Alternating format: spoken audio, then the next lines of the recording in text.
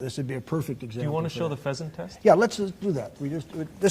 Last night after everybody left, we spent another half hour doing physical examination.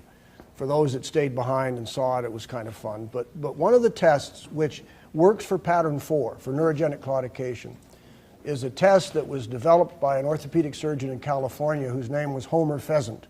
The test is called the Pheasant Test, but it has nothing to do with the bird. It's for Homer.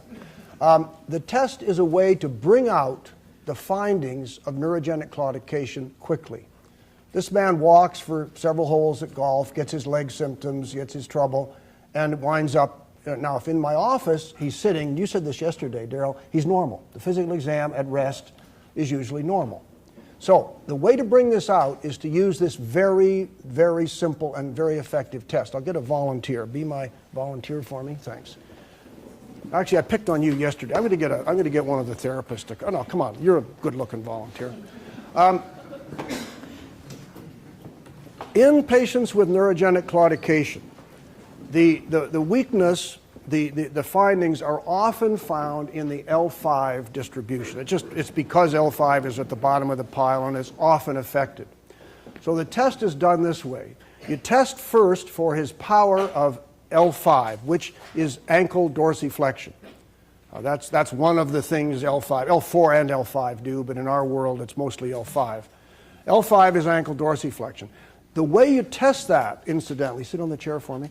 The way you test that, and let me just digress on my digression just to give you this.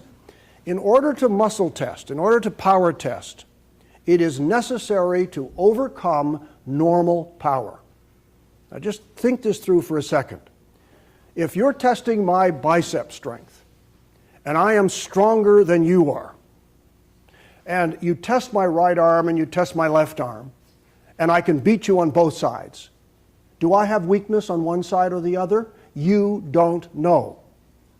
If you can overcome my normal left arm, my normal right arm, and now you test my left arm and it's different, it's weaker, you have objectively observed a difference. But you can't do that unless you can overcome my normal power. Have I made that clear? Is anybody confused with that?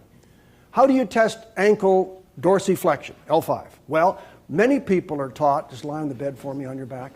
Many people are taught that the patient lies down, you pull your foot up, hold it up as hard as you can. He's pulling up, I'm pulling down. I can drag him right off the bed, and I have no idea whether that's his normal or his weak side.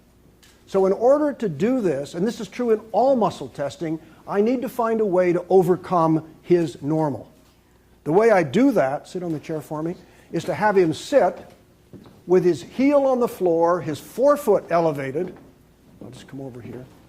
So he sits with his heel on the floor, his forefoot is up in the air, and now I press down on the top of his foot. I now have my body weight, my arm strength, gravity's on my side, and I can win.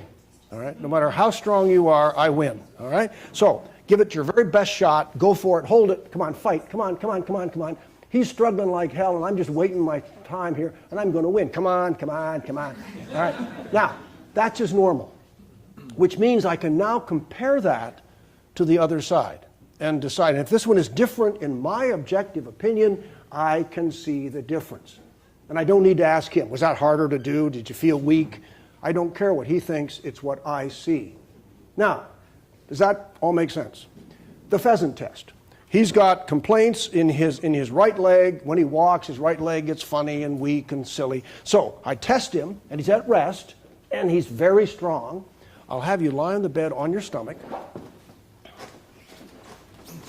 I will now take his hip and extend it. And what I'm actually doing now is forcing his lumbar spine into extension. If you think about your spinal anatomy, and I know you all live in the world of spinal anatomy, when I force him into extension, I close the exit foramina. I shut the spine down, and I pinch the nerves. So what I'm actually doing is I'm choking off the nerve roots on the right side of his spine. 90 seconds, a minute and a half. Now, the old folks don't like this test. It hurts. And they'll tell you that. And you've got to entertain yourself and your patient for a minute and a half. In the hospital, if my resident is keeping time, I blame him. I say to him, what, your watch stopped? Come on. When the patient says that really hurts, I say, yes, it does. My shoulder's killing me because your leg is so damn heavy. And so we entertain ourselves back and forth for 90 seconds. When it's done, leg down, off the table, please, back in the chair.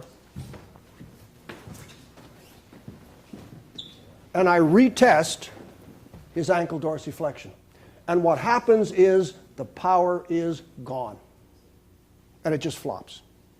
It is absolutely dramatic. The patient can't believe you just did it, and the pain is, there's no pain, but there's no power. He sits in the chair for 2 or 3 minutes, we talk, I test him again, and the power's back. I ran a seminar like this for family docs in Ontario, and one of the docs had pattern 4, and we did it on him, and it did exactly as it should have done. He was normal, he was weak, he was normal. It's a very, very impressive test. It's a very solid physical exam for pattern 4. You're showing us isokinetic testing. Why don't you use isometric testing with a gauge, and you don't have to use Well, your because force? I don't have one in my hands. I come with what I'm equipped with. So yes, you could test it any way you wanted. You could be as elegant as you want. But ultimately, what I'm saying is power's normal, power's gone, power's normal, based on a forced lumbar extension of 1.5 minutes. If you use a scale, you can compare left to right side, and you can then tell what's normal. If you have a scale and you want to do that, that's fine. I got no problem. And any way to skin the cat works.